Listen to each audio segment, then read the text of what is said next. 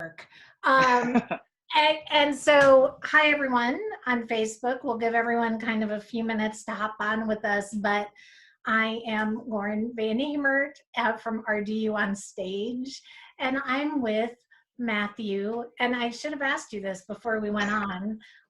Mucha or Mucha?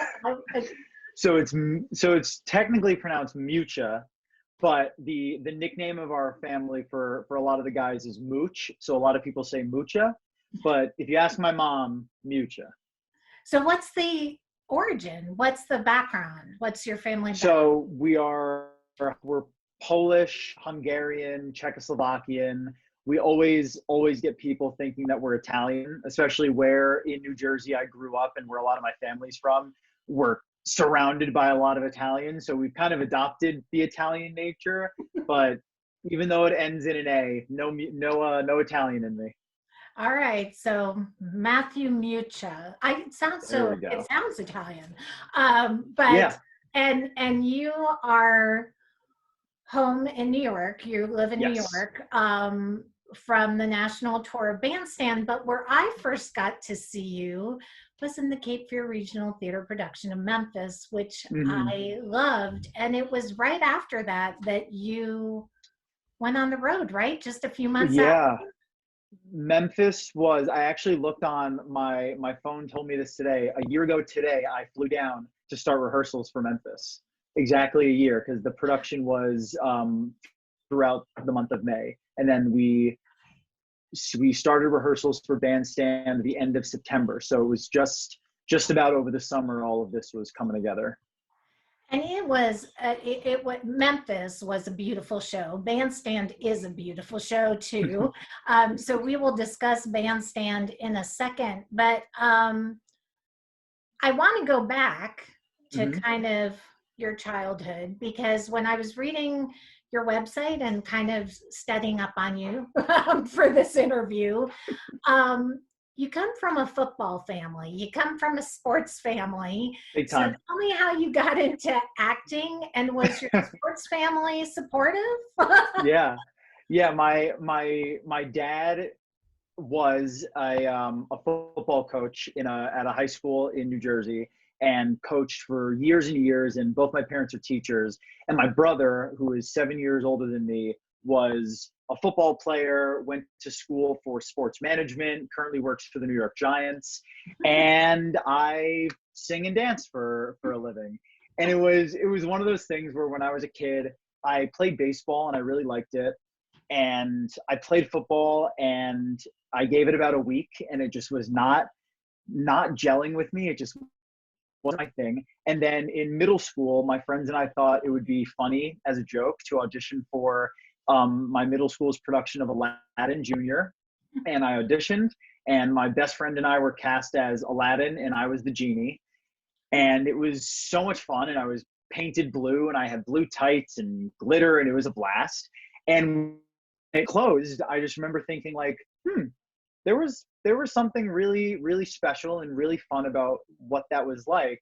So I went home and read up about my high school, which from where I'm from, I'm very lucky. My high school theater program is incredibly well known and really does amazing work. We put on a lot of great theater there.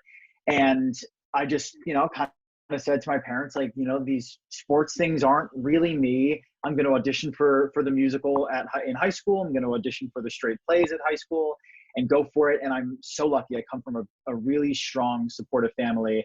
Both my parents were like, cool. Okay. So this is how we learned about this. So my dad, who, knows football, the ins and outs of all of that, finds himself front row watching me in Cabaret my senior year of high school, being like, oh, I remember him saying about this moment, or I remember about this. So it's been cool kind of having them learn about it along the way. And I'm still a big sports fan.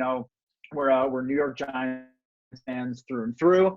So I'll always support, but just not where I was super comfortable in. Well, and I often say, so I was a visual artist before I really kind of dove into this arts and journalism thing.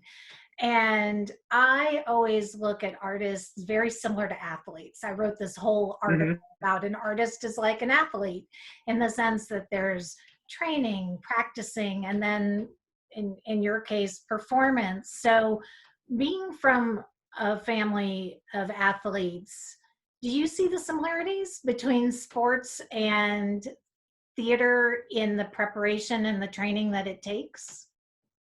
Yeah, absolutely. I remember as a kid during football season when my dad would coach, it would just be the thing of like dad would get home at like 8 or 9 o'clock every night because he had practice and that would be that.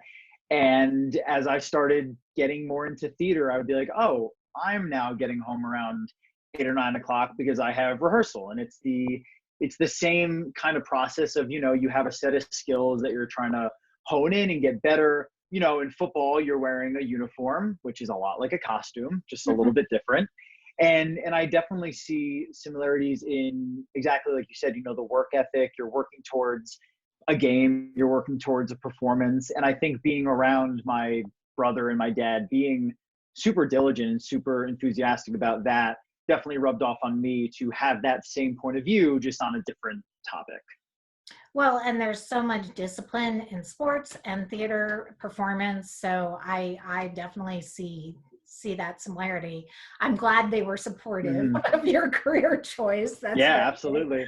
Uh, so Bandstand was your first national tour, but you've done a lot of work on regional stages like Cape Fear Regional Theater. Yeah. So how did that regional work prepare you for life on the road and performing on a national tour? It was exciting after college. I went to school in New York at Marymount Manhattan College. I got my BFA in musical theater and acting. And right at the end of my senior year, we're all auditioning and going out. And I was cast in a production of A Funny Thing Happened on the Way to the Forum in Princeton, New Jersey. And the day of my graduation was our first rehearsal. So I graduated college, and the next day was a day late to rehearsal and came on in and kind of didn't really have a bit of a resting period. And doing these regional gigs, in New Jersey, and then I was able to go down to the Alabama Shakespeare Festival and do the Sound of Music there. It's a very interesting lifestyle to pick everything up and say, I'm going to live in Alabama for 3 months, or I'm going to live in, North and South Carolina for a month and a half at a time. And I think it prepped me for the road, not only in the mentality of having to leave life in New York for a bit, but what I really appreciate about regional work and touring especially is just the accessibility that you have to bring a show somewhere that it may not be told otherwise. Like regionally, you have these houses where audiences are used to shows coming through, whereas on a tour, you're bringing that show, like with Bandstand, for the first time to that theater, to that audience. They might have seen Les Mis 1,000 times by then, but it's the first time they're seeing this show that they then get to listen to the music and read the libretto and become obsessed with, like we all are. So I think just the aspect of being able to bring a story so new and leave life behind for a bit, which is tricky, but I'm very thankful to be healthy and young right now, so it's no time like the present. So Christopher Maxwell has a question from Facebook. Hmm. He wants to know, when was the moment that you realized you were going to um, pursue theater as a professional career? Um, so like I said, I did theater all through high school, and my high school had a musical theater department and then a straight drama department called the Masks, and we did 2 plays a year with them and then one musical. So I was able to do 3 shows a year there. And my senior year musical, I was cast as the MC in Cabaret, and it was a role that was not in my wheelhouse as a high schooler. It was outside of my type. I think I would play Cliff a lot more now. And as a high schooler, it was just something fun, and I wanted to do it, and I got it. And I'll just never forget that first moment of doing that role on stage with my parents in the front row and peers, family members, and really feeling like I could, like, this was more than a hobby, and this was something that I really loved delving into, not only the performance aspect but just like the history of a piece of theater. Cabaret is an incredible piece to look at as a historical text. Bandstand is a historical text. It looks at a moment in time that I did not live through, but I get to go back and research and learn about family members through. And it was really that moment performing in cabaret where I was like, I think this is something I should get serious about. And that definitely inspired me to go to school for it too. I love that. Well, and I think what's so cool, I'm a lot older than you are, but when I was in high school, every high school did shows like Guys and Dolls, Bye Bye Birdie. I think one of our high schools did Oklahoma, and now high schools are doing Cabaret, Spring Awakening, Everything. versions of Rent. So I love that It's amazing. the high school experience has evolved so much. I love that. Yeah. And maybe Bandstand will be licensed. And listen, we can't wait to see the regional productions and the high school productions of this go all across the country. So let's stay on the high school topic for a minute, because I know you're doing some coaching now.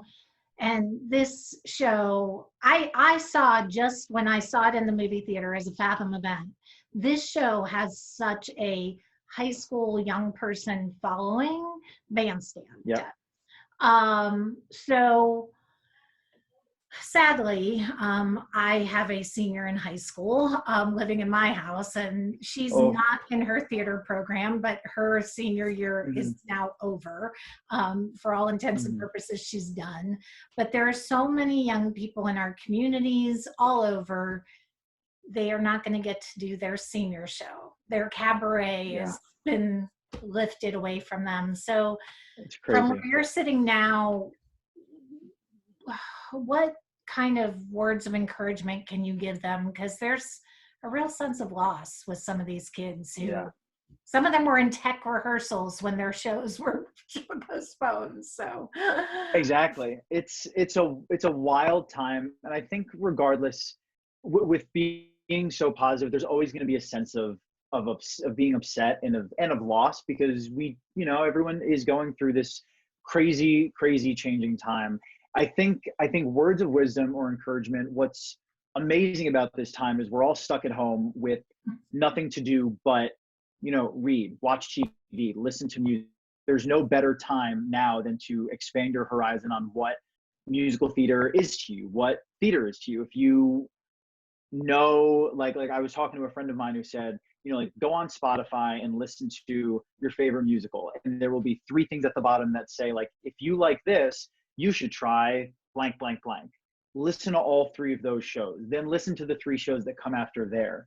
Expand your horizons and know that there will be theater when this is done. There will be opportunities to perform when this is done.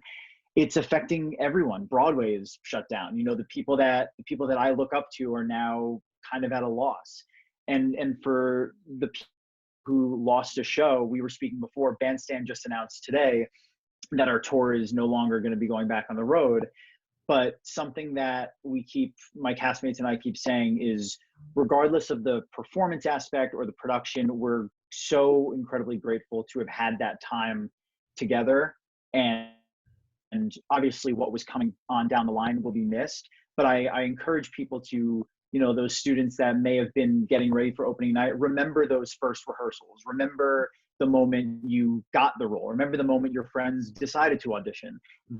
That fire inside of you in that moment is something that won't be taken away from you, and that will go on to the next project that will definitely happen when this is all done. Thank you for that. I know they, all the kids watching, all the young people watching are going to thank you for that. So let's talk about this show, because I think this is such a special show. And you and I were talking about before, I think had this show gone up in any other season on Broadway, it would have done really well. It just happened to go up. I think it was playing actually at the time across the street from Dear Evan Hansen. Like, I remember going to see Dear Evan Hansen that year and looking across the street going, I wonder what Bandstand's about. And exactly. So for folks who don't, season. it was a crazy good season, but So for folks who don't know what Bandstand is, kind of walk us through a recap of what the show's about. Yeah. So Bandstand is a new musical that was originally done at Paper Mill Playhouse, and then it was taken off, workshopped a bit, and opened on Broadway. And it tells the story of post World War II, specifically First Class Private Donnie Nowitzki, who in the production was played by Corey Cott on Broadway, and in our production, my good buddy Zach Zaramatidis. And the story is Donnie is coming home from war to a world that he doesn't recognize. People, we won the war, but they want to forget that any of it happened. And they want to treat the men and women that served as if they didn't go through something that changed their lives. So Bandstand specifically has to do with Donnie, who lost his best friend in the war, coming back to a world he doesn't recognize, and hears about this big band jazz competition on the radio that if you win, you'll be featured in a movie, and it's pretty much a highway to fame, fortune, stardom, everything that somebody who is being forgotten wants.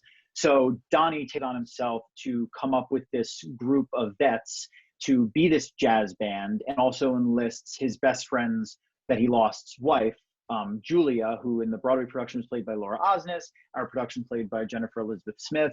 And there's a relationship between them that is so specific and unique, and it's hard. They both lost someone that was so special to them, and now they're finding themselves on the other side. So it's a story about the power of music. It's about the power of overcoming adversity through music and through friendship. And it's really an incredible look at that time, because it is serious and it deals with, you know, addiction, PTSD, trauma, loss of life. And it's something that we sometimes don't shine a light on. But Bandstand is the first musical ever to be certified by Got Your Six for accurately telling the veteran experience. So, I mean, we've had men and women come see the show and afterwards say, I felt recognized. We had a Vietnam vet, I'll never forget, at one of our talkbacks. He said to us, you know, Vietnam was a time where a lot of the men and women were not welcomed back. It was an unjust war. And he said, for the first time, I felt welcomed back to my country. I felt like I deserved to fight, and I deserved to come home, and my time was recognized. And it's moments like that that are unbelievable, and really just show what the power of this musical is. And we were talking earlier, before we went live. Corey Cott came to see the show, the tour, in Florida, and you were saying that he and a lot of the Broadway cast members really felt like this show needed to be on tour, because this really is kind of an all-American story. Absolutely.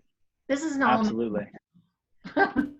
Yeah, and it's hard to tell that story, especially like we're saying in that season, which was jam-packed with new musicals that were all incredible. It was an amazing year for new musical theater.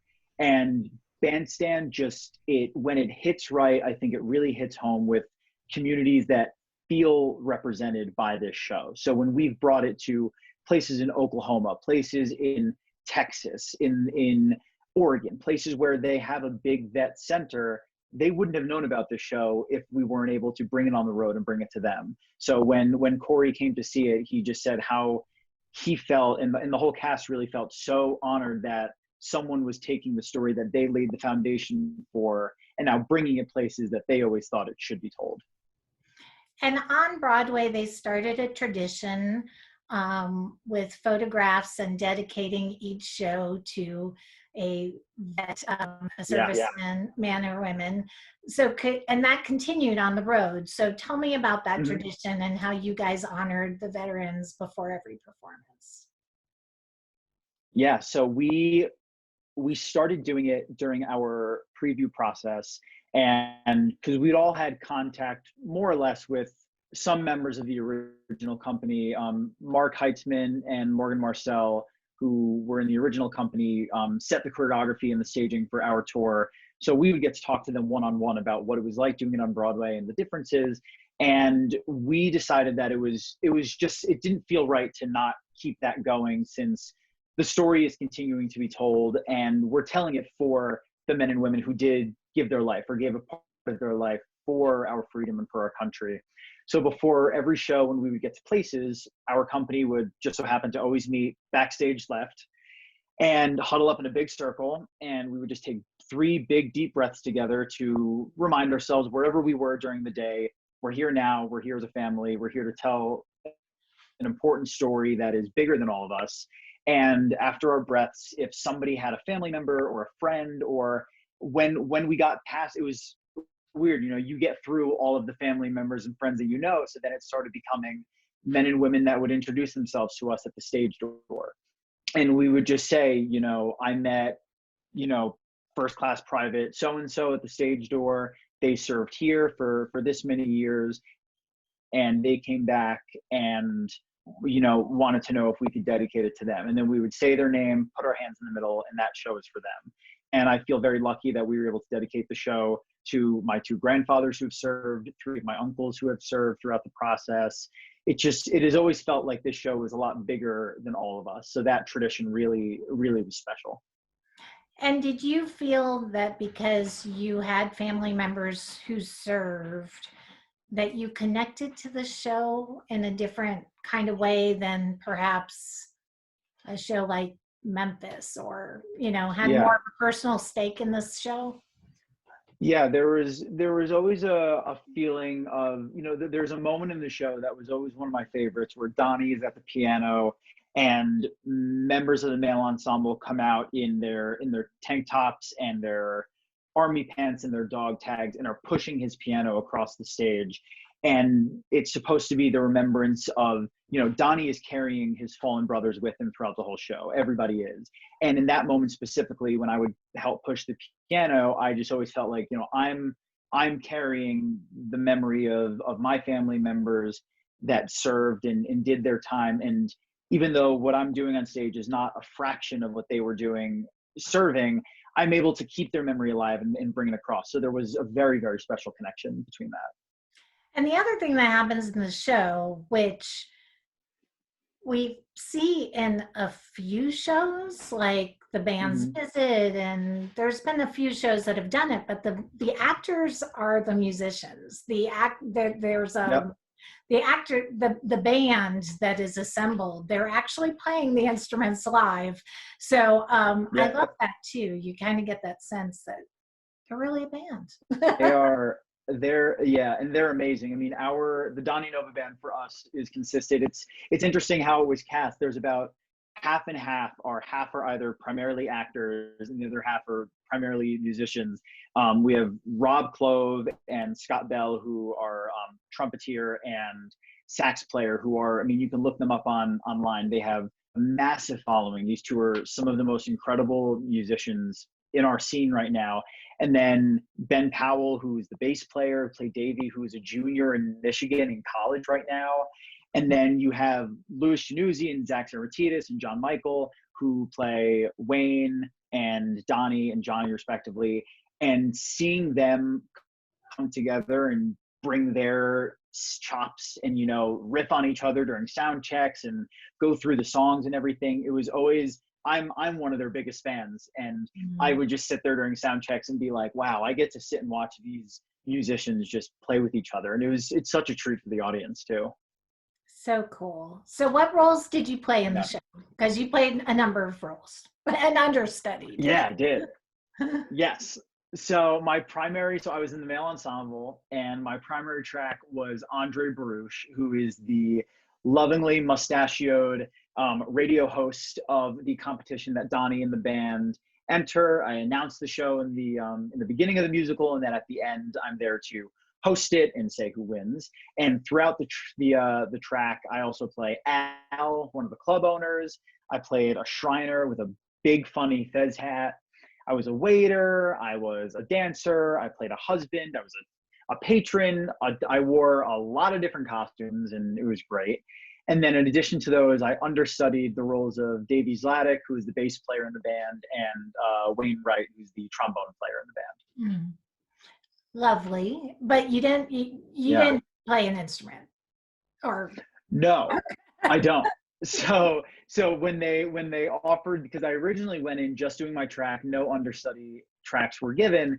And then they asked, we need the understudy covers, would you like to? And I said, yes. However, I don't play the instrument. And there were a few of the members of the cast who were understudies that played well enough that they would be able to do it on stage during the show, but they ended up having each separate instrument tracked. So if I would go on for Davey one night, the rest of the band would be playing live, but then the bass track would play with the songs. Mm. So there was always just that moment of like, oh, the bass is like a bit louder tonight just because I'm hearing it through the stage sound rather than the house sound. But anytime that one of our understudies would go on for one of those instrumentalist tracks, it was just such a blast to see them like playing the trumpet if they don't really play the trumpet, but it looks, and like we were saying before, it was really some theater magic. Theater magic. Now, Yeah. as you said, the tour has been canceled. The tour's been shut down basically because of this. So what was the last city that you played? And you did play over 100 shows, so that's amazing. But what was the last city that you played? And was there any kind of sense of closure? Or a lot of the other people I've spoken to who were on the Waitress tour, the Color Purple tour, their shows shut down, and like within 2 hours they were on planes or buses and they were going home. So there was no sense of, this is our final show or celebratory. Exactly. So was there any kind of sense of closure at that time? It was tricky. Right before our final show, we just come off playing the National in DC for a week, which for everybody in the tour was such a big moment. We were all, it's a huge theater in an amazing city. It was one of our first big sit downs.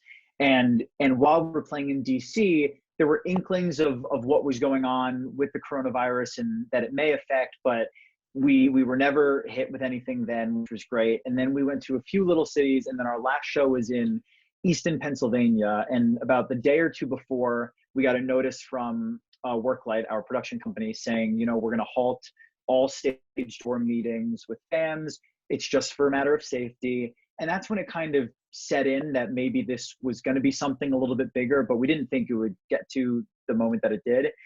And then when we got to Easton, Pennsylvania, we got an email from our company manager saying, company meeting is going to be a little earlier tonight. We're going to need the full cast, crew, pit, everybody there. So we had a feeling that it was either going to be the last one for a while, or, moving forward, these are the new safety guidelines that we would need. And we got to that company meeting, and one of the heads of Worklight came, and we hadn't seen her in a while, and we were all like, oh, this is something. And she just said to us very candidly, and I can't speak highly enough about Worklight and how they handle all of this. It was so kind and honest and transparent. And she said to us, there's something happening in our country and in the world right now, and the safest option is that after tonight, we are going to go on a hiatus with the hope to return to the tour in the future when this all blows over. Then we thought it would be maybe 2 weeks, 3 weeks at max. And then she said this to us, and she said, just know that while this isn't the last one, this is the last one for maybe a month or so. And it was emotional, and there was a feeling, not so much of closure, but that would have been an important show. So whenever an understudy would go on, everybody in the cast would, instead of going to their dressing rooms, we would watch the show from the wings, and we would see like, oh, like there's Taylor doing what Zach usually does, and that's really fun. And that last show, I just remember, especially during the song Right This Way, which is the big Act 1 finale, everybody in the company was just standing in the wings watching the Donny Nova band and watching Zach and watching Jen for what we thought was maybe the last time sing this anthem. And I was emotional, and we all were. And when it ended, there was a sense of closure for a little bit. But like I said to you before, the thing that's kind of setting in now is I can allow myself to not remember the blocking if my brain doesn't want to. I can allow myself to not remember the lines, which I was going to bed and closing my eyes and being like, okay, so I enter stage left at the top of the first act, and I do this. And it's going to be the difference of now knowing that there won't be another time we do it together, but I'm holding out that we will do, maybe a reunion concert down the line in New York, maybe something like that.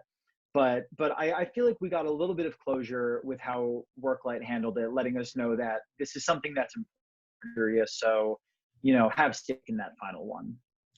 And you did do, you know, we were talking about it. You never called in sick. So you did all No, 120. I think it was 112 by the end of it. And I did all 112 in my track day in, day out. And yeah, I never got sick. And luckily my track was so much fun to do that if I wasn't sick, I was like, yeah, I have a blast today.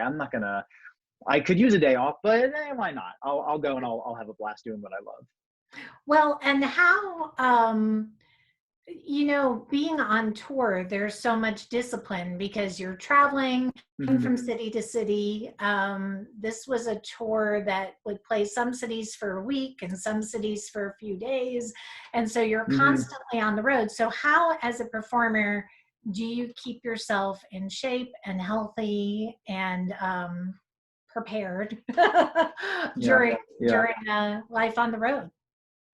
We had a string early on where we had about 11 one-nighters in a row, which would be get to the city and state the day of, go to the hotel, do the show, go to bed, wake up, drive to the new spot. And it was hard having the tour start with that, but I think it really got a lot of us who hadn't toured before in the mindset of like, okay, this is not an easy thing to do. You don't get to plant roots somewhere for a little bit. Our biggest sit down was a place like DC where we had about a week. And I think the big things that we came to realize were you're with these people for so much time on the bus, during the show, at the hotel. It is okay to have some me time. It's okay to say, like, you know what, I'm not going to go out tonight, or I'm just going to stay in and watch a movie by myself, or, FaceTime a family member, just to give yourself a break. Because, living with 35 strangers for 9 months is a weird thing until you learn to love them like family, which we all do. As far as health wise, I mean, when we would get on the bus, especially, the show is so physically demanding for our dancers. All of the dancers they'd have their theraguns and hitting, their muscles, and stretching and getting themselves warm. And I think a big thing was just sleep and being able to get to the gym every day if we had the possibility to, because you could do the show and push yourself physically there, but you could also get complacent in how it is in your body. And, if you're not allowing yourself growth in some way, so a lot of us would, get to the hotel, Uber to a Planet Fitness for an hour, and then come back and then be like, all right, I'm off the bus. I feel warm.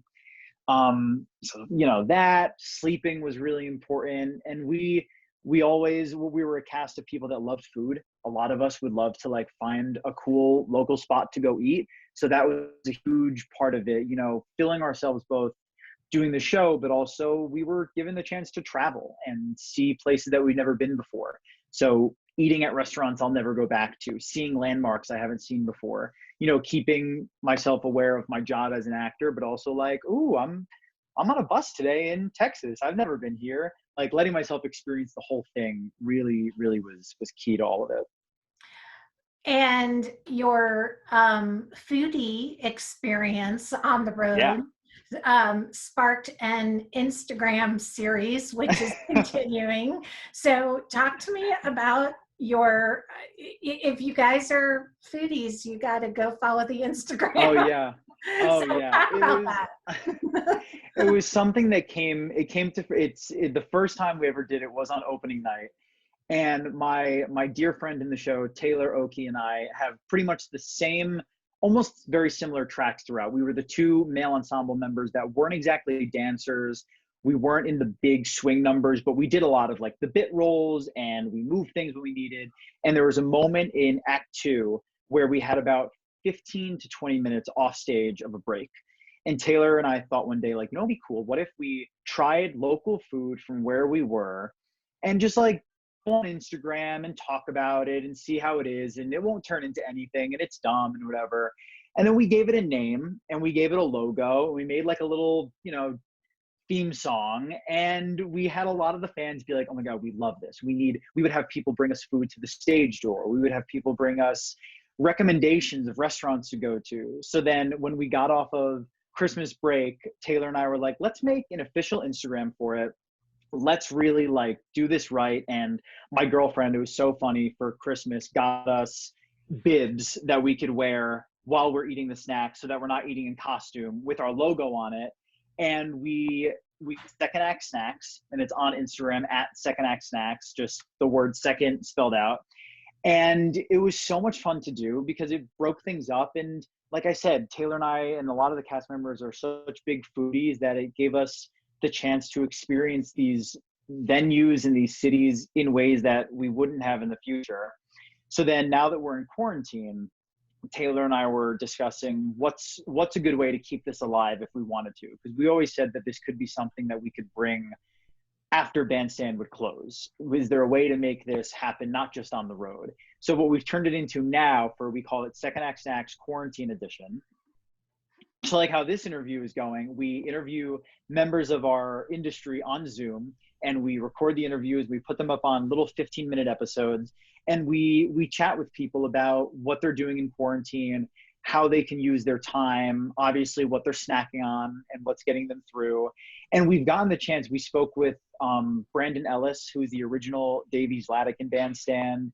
We spoke with a colleague of mine who choreographed Memphis, Eleanor Scott, who currently just choreographed the production of Little Shop of Horrors. We talked with Suzanne Agins, who is our director for Memphis, and we chatted with her.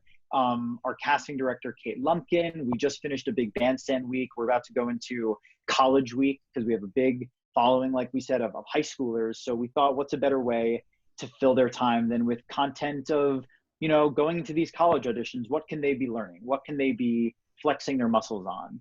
So Second Act Snacks has been a wild ride of, is this really what we're going to do with this? To like, oh, this is a lot of fun, to now like, it's my day job while in quarantine. Like, we have spreadsheets and meetings and interviews. And I just laugh thinking back to how it just all started, because we were like, oh, we like to eat and we have a break and we're allowed to, so why not? It's birthed an amazing friendship with Taylor and a really fun creative outlet. So I'm kind of cracking up because I think a lot of your Bandstand family is following us on Facebook, and Oh, yeah? they're ready for the reunion right now, reunion Yep. concert. Me too. And somebody said Second Act Snacks is how you guys stayed in shape. That's what Stacy said. That's how you stayed in shape. Yeah, those were the moments where I thought about going to the gym and would eat, you know, donuts with bacon and chocolate drizzled on top, or, you know, we would have people bring us these candy bars from out of state, and we would just, when we were in Hershey, we had a fan that brought us 2 bags of every Hershey's chocolate that has ever been made, and I ate probably half of it myself. So I need to go to the gym because of Second Act Snacks. That's pretty funny. Yeah. And how did the show help you grow as a performer? What did it teach you as a performer about yourself and about you as an actor, you as a artist? It was my first tour, so it was my first experience with doing a show for this long, especially, you know, doing Memphis last year was a 3-week run, which in the role of Huey felt like a whole lot because it was a beast of a part. But doing Bandstand for so long just taught me like pacing and stamina as an actor, and like we were saying, like as an athlete, you're doing something so consistently, your body has to get attuned to it. And just having the opportunity to watch my fellow actors was really something that I just, now knowing that we're closed, is like the biggest memory that I have, because just being able to learn from these men and women that I've looked up to, that I've followed on Instagram before, and I love this guy's dancing, or I think this girl's got a beautiful voice. Now they're my peers all of a sudden. And it's just, you know, I always say when everybody asks, like, how do I do this? Or like, you know, like, what should I do? I always just say, like, be a sponge, learn everything you can at every opportunity you can. And I think this tour taught me like endurance and stamina, and also just like telling a story from a really honest place. It's a show that it's so grounded in reality and in storytelling, where, not to knock any other musical, but a show that is like a big campy, like a Bye Bye Birdie, which is a blast of a show and is so much fun. But it's easy to just be like, oh, I'm dancing and I'm having a good time in this one. It was really nice knowing that whenever we got on stage to tell that story, there was weight behind it, and there was importance to telling that story. So it really just taught me to cherish what stories theater can tell, and this one was just really, really special.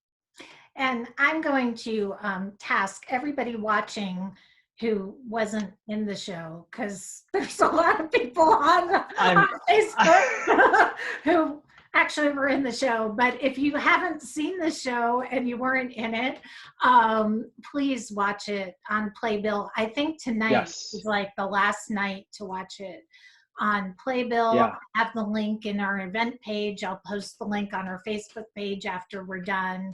I'm not a fan of watching shows on screen. I like the live experience, so I'm a snob that way. I don't like watching, but this one was filmed very beautifully in a very cinematic way, and so this one doesn't bug me as much as some. So yeah, I agree. You gain things from seeing it like that you miss when you see it in live theater, but then vice versa. I think with a film version, you miss some of the pictures that the staging has when you're seeing it mezzanine. You see, the full choreography together.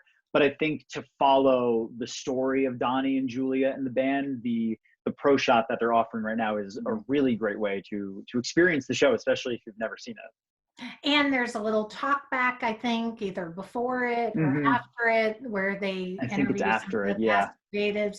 So just watch it. And Adina's saying that you guys should do a virtual reunion on YouTube Live. If you want me to hook you up and make that happen for you, I would love to do a bandstand. I just love this show so much. So I would love that. Host you all in incredible. Yeah, because they have a lot to say, this crew. From day one, we never, because a bunch of our castmates have either toured before with, one of our cast members was Cinderella on the Cinderella tour from Worklight, and said, the fans are really intense on some things, and they're passionate. And I had no experience with that prior to this.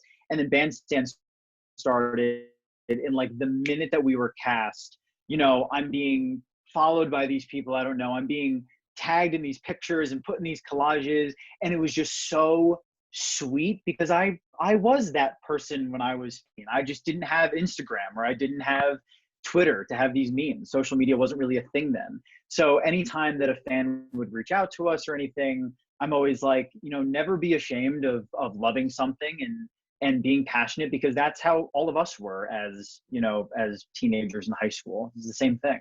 I love that. I love it. So what are the biggest mistakes that you see that young people wanting to go into this business, now that you're kind of coaching? And I know there's young people who have followed this show who look up to you guys as role models, because you're doing what they want to do. So what are the biggest mistakes that young people wanting to go into this business make? I think at its core, it is a difficult business. It is a business where there are hundreds of thousands of people that want to be doing it, and the reality of it is a fraction of them will, and a bigger fraction of them won't. At a professional level, at a tour, Broadway, regional theater level, I think I don't know if I'd call it a mistake, but I think coming into it, not recognizing how huge of a scope it is hard, because then you're setting yourself up for, you will hear no 99% of the time. For every job you book, there were 50 auditions before that you were told no and that you got cut from. So, it toughens up your skin, but going into it thinking that well, I was the lead in high school for 3 years, and my choir teacher says I have the best voice she's ever heard. I'm going to be on Broadway in a year. Maybe, maybe, but more often than not, there's a lot of work. There's a lot of patience, and you kind of have to climb the ranks of getting through school and working at these regional houses. So I think just knowing that there's a lot that goes into this, more than just loving performing. We all love performing. We all are huge fans of theater, but there's a lot to do on the other end of it when it's your full-time career.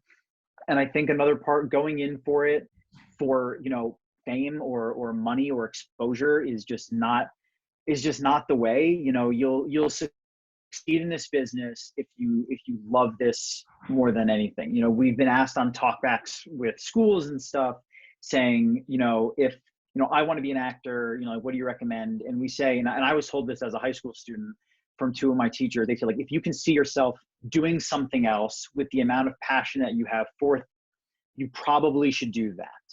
Just because, not to knock you as a performer, but you'll probably find more success and more just closure with that. It's something that's probably easier to grasp. But then they said, but if you cannot see yourself doing something with the amount of love and devotion and fun that theater brings you, then go for it. So I think, you got to have a bit of a reality check, which is hard to do. I think everybody goes through it. There are moments where I sit there and are like, I don't know if this is right. I don't know if I'm good enough for these things. But yeah, toughen that skin and just know it's rough, but it is an incredible business to be in. And let's talk about, I want to talk about Eleanor Scott for a second, because you mentioned her before. So she did choreograph. She was the assistant choreographer on so many amazing shows, choreographed the revival of Little Shop of Horrors. But before she did that, she choreographed you in Memphis.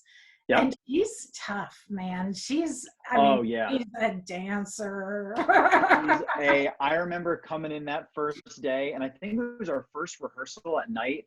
She was like, just wear movement clothes. We're going to go through a combo just to see how everyone moves. And we were learning it, and I was like, oh, we're moving and we're going. I was like, I thought I was just having to sing a bunch and quick in this show, but we're moving too. And she brings things out in dancers that, she's helped me find myself as a mover and as a dancer in a way that I didn't know existed. And she's, such a really beautiful soul. And yeah, she was a joy to work with. Oh yeah. She's, and a lovely person. I got to interview her and Shanika for Memphis when you guys were in it. And just also a lovely cast, and you were so good in it. So if you could go back and give little middle school Matthew some advice auditioning for Aladdin Jr., what would that advice be?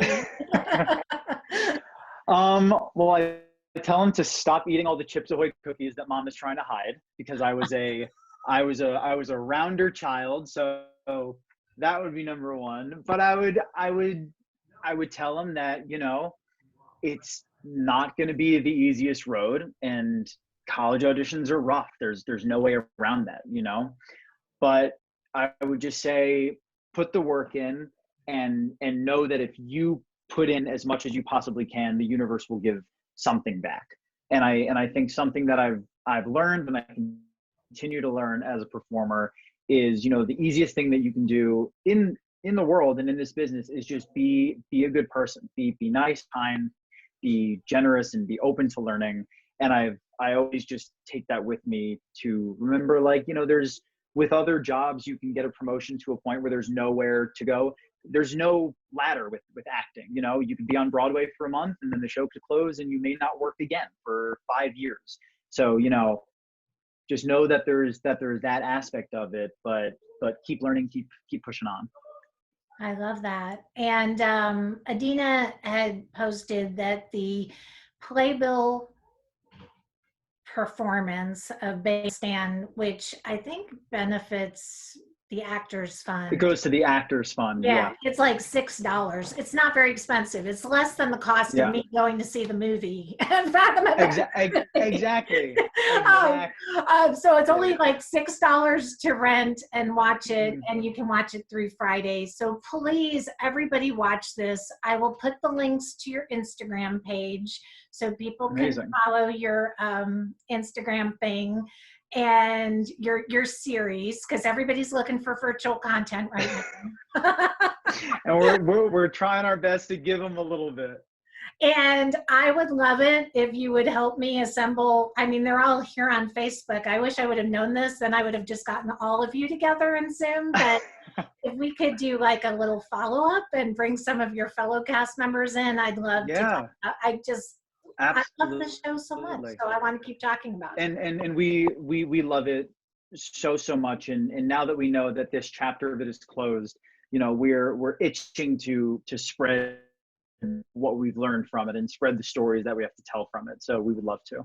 Okay, perfect. Well, we will coordinate that, and everybody just keep following our Do on Stage, keep following Matthew, and we'll let Exactly. you know when that happens. And I'll also put the link to your website, your social media pages. So if there are high school students, I mean, one of the beautiful things right now about quarantine is if you're looking for a coach who's been in the Hmm. business, Matthew is doing coaching. So this is amazing. You don't have to just study with people here at home. You can study with Hmm. people who've been on the road. So we'll put links so people can find you. Amazing. Thank Um, you. all right.